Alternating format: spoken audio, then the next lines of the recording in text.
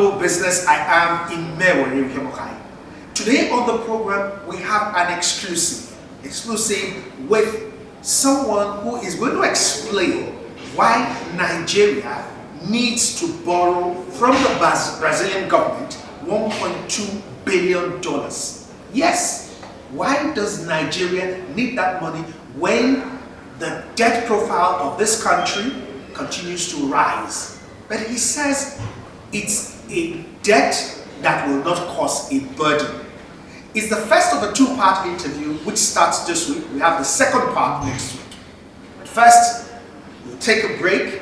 Welcome to the program. Sit down, relax, as we'll have Dr. Andrew Kwasari, who is the special advisor to the president of the country, President Muhammadu Buhari, on agriculture. He's also the technical advisor to the Honorable Minister of Agriculture. He's our guest today, exclusively, to talk about why Nigeria has to borrow $1.2 billion. See you on the other side of the interview. Welcome. Have you missed out on any of the editions of Global Business? Then what are you waiting for? Visit our YouTube channel, youtube.com/globalbusiness to catch up on all episodes of Global Business. Also, do follow us on Twitter at Ime Ohio and our Facebook page, Global Business on AIT, for more info on Global Business. You can also send us a mail, globalbusinessonait@gmail.com, for feedback and enquiries. Thank you very much for joining us on Talking Point on Global Business. And like I told you earlier, we're talking with Dr. Andrew Kwasari, who is the Senior Special Advisor to the President on Agriculture. He'll be talking about a very controversial issue. There's something that has been on the media space for a while now, in fact, about a week. It's $1.2 billion loan, and everybody's asking, loan, another loan again. And so we decided to come dig for answers, and Dr. Kwasari says he has the answers. Dr. Kwasari, welcome to the program.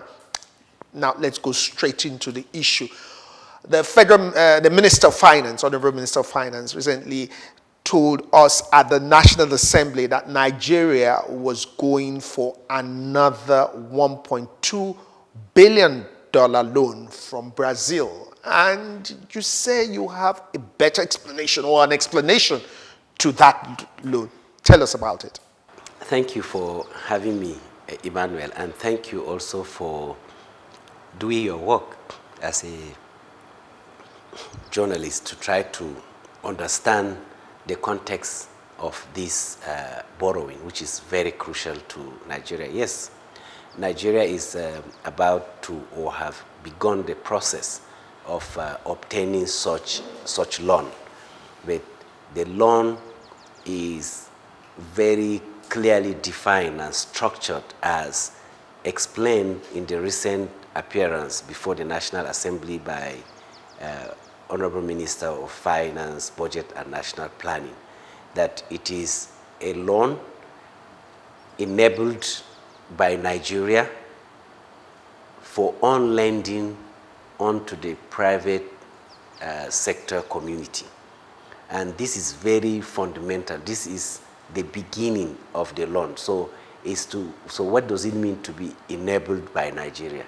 It then means that Nigeria, through her weight, used her bilateral weight to negotiate with Brazil to secure and structure this loan within the Fiscal Responsibility Act that says we can borrow not exceeding 3% for developmental purposes.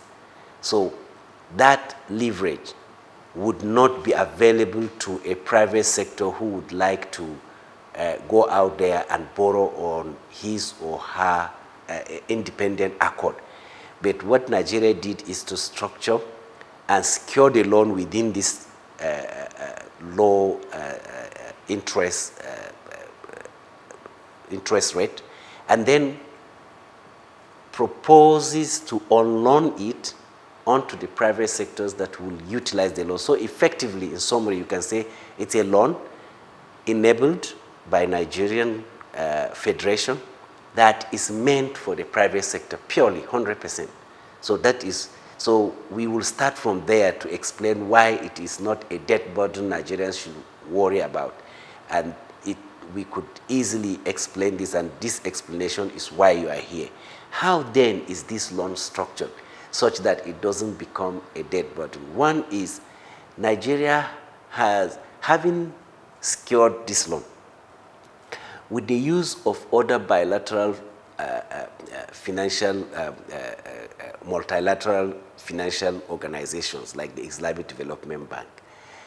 Nigeria went further to reinsure the loan, to buy insurance up to 95% should there be any default on this loan.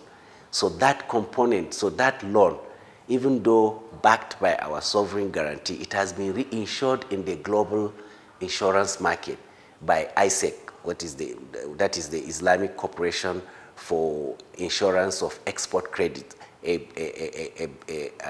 branch of the Islamic Development Bank.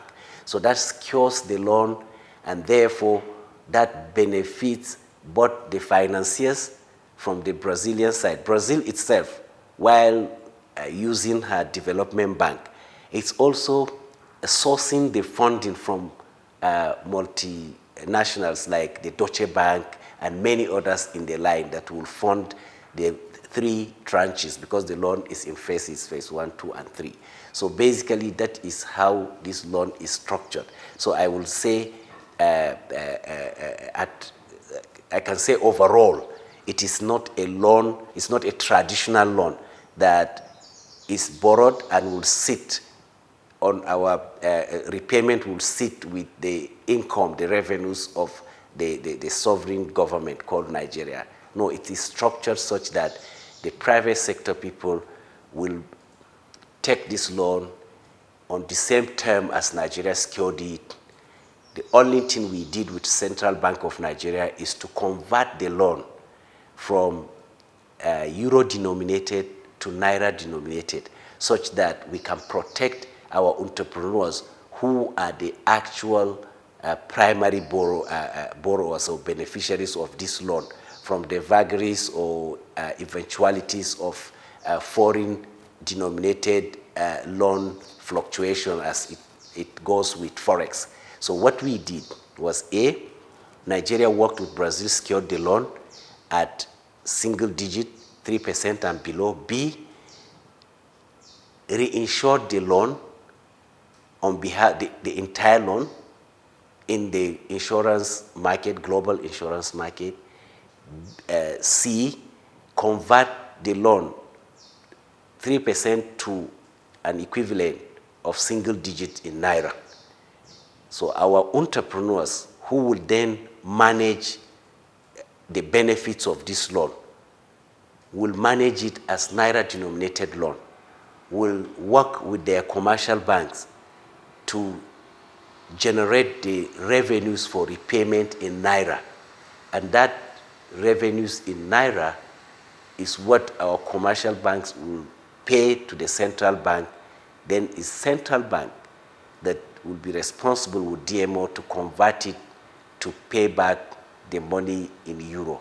And the good thing about it is that the day this loan is approved by our National Assembly and signed and negotiation completed by Finance Ministry, it is locked for the duration. So there won't be changes. So whatever Eurobond 6 month will be on the day of final signing, that is what it will remain for the remainder of the repayment, or for the period of the loan, 10 years and counting.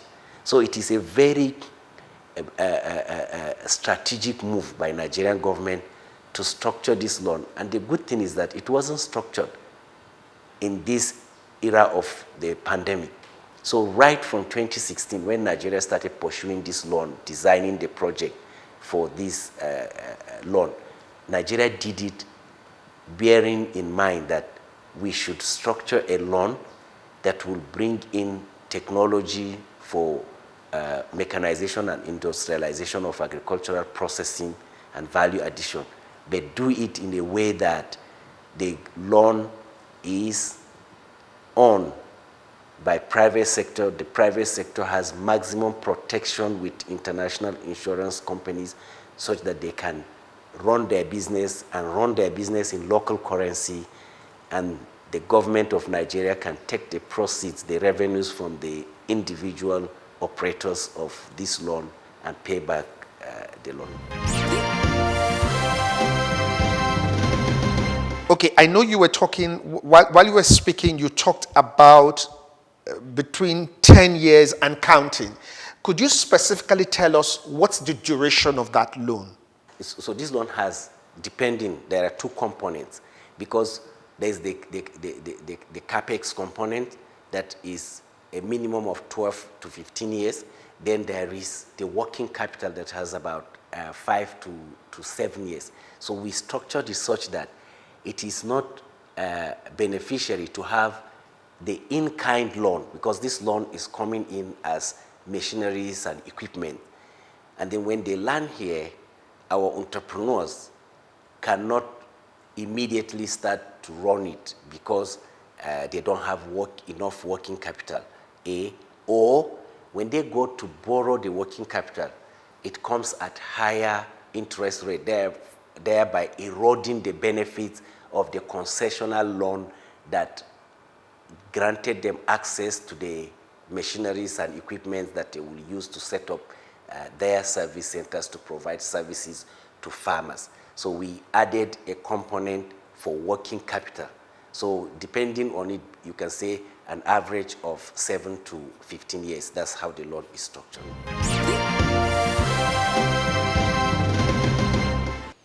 You've given us a hint of what the loan is to be used for, but I want us to really break it down now. You have talked of the fact that there is in-kind and there is working capital. So I'm assuming that more of this loan is in-kind. Explain all this to us. Absolutely. So this is how it works. Brazil and Nigeria worked over 4 years to take advantage of a loan package that was termed technology package transfer. In this case, there are at least 3 technological packages that are central. First is hardware, equipment, and machineries. So Brazilian government and Nigerian government worked back and forth to determine what type of hardware in terms of machinery and equipment for agriculture is suitable between Brazil and Nigeria. So the original equipment manufacturers of Brazil, under the umbrella of their association called ABIMAQ, the Association of the Agricultural Machinery Manufacturers of Brazil, over 700 companies, came to dialogue with the Nigerian government and to present an array of all the technologies in terms of machinery that could be adapted easily to the Nigerian and climatic realities, agricultural factors that can boost production and also value addition. So that component forms the bulk of this loan. Buying specific tractors, processing plants for oil seeds, processing plant for beef, for feed, for fish, for vegetables, for root and tuber. So we classify the various groups of agricultural products, and we term that component that supports primary production as type 1 centers. A center then under type 1 will have all the machinery and everything that will make land productivity increases of our smallholder farmers, and put it into a loan portfolio for each local government, and said, okay, with this equipment, having gathered information about the agricultural practices, the edapho-climatic realities of Nigeria, or the ecological, agroecological zones of Nigeria, but at local government level, this portfolio of equipment will bring immense benefits to increasing productivity of the land. But these machines cannot be bought by individual farmers because the farmers are small in holding and they don't have the technicality. To transfer this technology with the requisite knowledge to Nigeria, we need to find an entrepreneur who will have a gamut of machineries and implements in his portfolio that he will now sell services, because smallholder farmers don't need to own tractors and all of that. Their concern is, I need to harrow, he gets a harrow done and he pays back. I need to plow, he gets a tractor to plow his. I need to harvest, he gets a harvester to harvest his field. I need to sort and grade and bag, he gets that service. I need to dry and store, he gets that service done within a close proximity to his farm, and he pays a fee for it that is determined by the open market service provision fees in the country. So that is component one. Component two of the loan is then, while we are done with this hardware side, what of the soft skills in terms of innovative technology and as well as extension and good agronomic practices? So a component was created. Brazil presented to the Nigerian government all the agencies from Embrapa and other private research institutes, public and private in Brazil. We formed a team under the coordination of FGV, which is a leading think tank in Brazil for development, to say, okay, coordinate also a soft skill component that will last at least 5 years, when Brazilian experience and know-how and research and working with farmers to provide good agronomic practices is part of this note, to accompany the utilization of this machine at two levels. One, immediate training and skill capacitation for the entrepreneur that will own the service center and operate it. And second component, with the smallholder farmers to also understand how they can make requests for services, make use, what benefits will adapting new technology do for them. So that soft side also, for 5 years, is locked in the loan, that Brazilians will not just send machineries and spare parts and all of this, no. But with this technical soft skill that will accompany the operations of this loan in the field at local government level.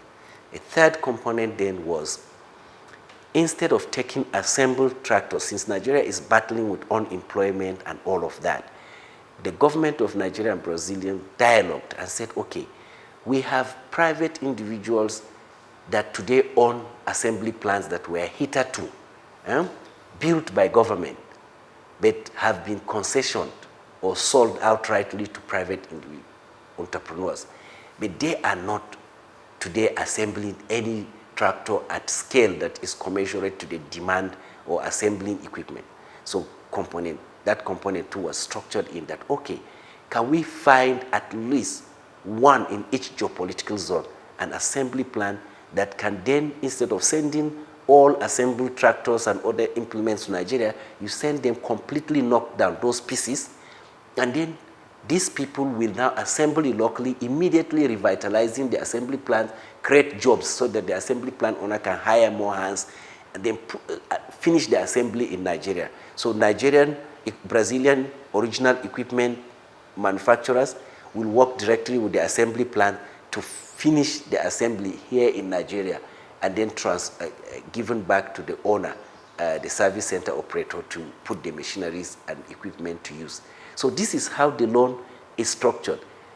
To do that, there is also a component of the loan that will allow our assembly plants, who today have been locked down or doing some skeletal work, but mostly with archaic equipment, to benefit from the in-kind loan, just as the service center operator. You can, if you are an assembly plant operator, you can also, we are currently assessing what you need, and you are granted opportunity under this loan to say, okay, I also need to change my lift, I need to change my rail transportation within the plant, I need to change my pneumatic system for checking for the pressure work or greasing and all of that. and then you are presented with original equipment manufacturers for this type of things in Brazil that you can take and improve your assembly plan so that you can do this effectively. And this is key, because if in the loan, if you buy a fully assembled tractor, for instance, from Brazil, let's say it's 10 naira. But if you take CKD, maybe there's a difference of 2 naira on the price. So we must make sure that the cost of assemblage in Nigeria also doesn't erode, doesn't become higher than that 2 naira, or at least within a margin that is understandable, can be absorbed by the loan. So to do that, there will be necessary need to improve the type of technologies in some of the assembly plants today, such that they to take equipment only, and as they assemble, they charge a fee for assembling, they pay back their loan, and they own an improved assembly plan. One benefit for them. A second benefit closely tied to this is that as an assembly plant operator, as an assembly plant owner, the Brazilian original equipment manufacturers, in our dialogue with them, will be keen to see how many of these assembly plants where their equipments are being assembled have skill or efficiency that they can work long term, post this loan, to say, okay, listen, I think in Nigeria we have discovered in Bauchi or in Kano or in Port Harcourt or in Enugu, an assembly plant, or in Lagos, an assembly plant that we can easily continue to ship CKD equipment to be assembled for the West African market, and it is cheaper for us. If you take 4 fully assembled tractors and put in a 40-feet container, that's it. But if you go CKD, you can put 8. So they are also looking for opportunity to collaborate. In addition, our president has signed the Executive Order 5 that says local content, local content. That is key to also see how can these assembly plants start to make full parts until full equipments are developed on the back of this transaction with Brazil. So it took a long time. It's 4 years in the making, but it's a well-structured bilateral agreement or deal or loan under the South-South Cooperation that will really revolutionize the private sector component of agriculture and move federal government from the traditional acquisition of tractors and equipment and then giving it out to people or selling to farmers that have not gone through proper interrogation for how much man hour or tractor hour, how many hectares of land does a tractor need to do if a tractor is to be profitable. All of these were not considered in the past, but this time around, federal government sat back and considered to understand that if we structure a loan that is commercially viable, we have enough entrepreneurs to run the loan and own it eventually. So the service centers, once the operators pay back the loan, they own the service centers and they continue to run it. So maybe one last thing I would like to say on this point before you ask to explain again how a service center is structured. Right now we have structured the loan, the interest, the insurance, and all of that. The next phase we are going into is to select who runs a service center. And to do that, Nigeria will be working with Brazil again, particularly FGV, to receive requests from entrepreneurs that know this business. And I don't know if you know that there are Nigerians that are running this business today, selling services to farmers. We have organizations like Tofan, Traxi, Hello Tractors, Origin, many individuals that have set up service centers or business points with 2 tractors, with 10 tractors, even some have reached 500 tractor fleet, and they are managing services, selling services, all kinds of services to Nigerian farmers. And Nigerian farmers are regularly demanding. In fact, I have seen hard data where demand for services outweigh the capacity of these entrepreneurs to provide the services. Now, you have listened to this first part. Before you listen to the second part, what do you think? Do you trust what the government is saying? Do you understand it? Well, send in your comments before next week.